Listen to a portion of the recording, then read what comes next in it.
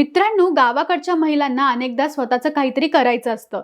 छोटासा व्यवसाय सुरू करायचा, घराला आधार द्यायचा, पण हाताशी भांडवल नसल्यामुळे आणि मार्गदर्शन न मिळाल्यामुळे त्यांचं स्वप्न अपुरं राहतं.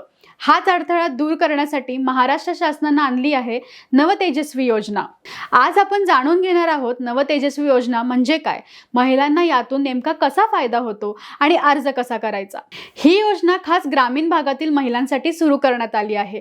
उद्देश अगदी सोपा आहे, महिलांना आर्थिकदृष्ट्या सक्षम बनवणं आणि त्यांना स्वतःच्या पायावर उभं करण्यासाठी हातभार लावणं. योजनेअंतर्गत महिलांना लघु उद्योग सुरू करण्यासाठी लागणारं कर्ज कमी व्याजदरात मिळतं. म्हणजे बँकांकडून घेतलेल्या कर्जावर सरकार व्याजाचा काही हिस्सा स्वतः उचलतं. यामुळे महिलांचा आर्थिक भार कमी होतो आणि व्यवसाय सुरू करणं सोपं होतं. फक्त कर्जच नाही तर या योजनेत कौशल्य विकास प्रशिक्षणही दिलं जातं. उद्योग कसा सुरू करायचा, कसा वाढवायचा, बाजारपेठेंशी जोडायचा कसा, यासाठी मार्गदर्शन केलं जातं.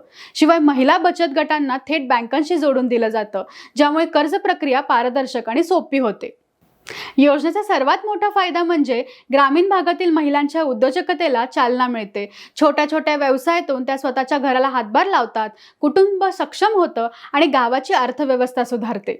जर तुम्ही ग्रामीण भागात राहत असाल आणि तुम्हाला उद्योग सुरू करण्याची इच्छा असेल तर या योजनेत अर्ज करणं खूप सोपं आहे. फक्त तुमच्या जवळच्या महिला आर्थिक विकास महामंडळ कार्यालयाशी संपर्क साधा, तुमच्या बचत गटाच्या माध्यमातून अर्ज करा आणि आवश्यक कागदपत्र सादर करा. त्यानंतर प्रशिक्षण आणि कर्ज सुविधांचा थेट लाभ मिळतो. थोडक्यात सांगायचं तर नवतेजस्वी योजना म्हणजे महिलांसाठी स्वावलंबनाचं दार आहे.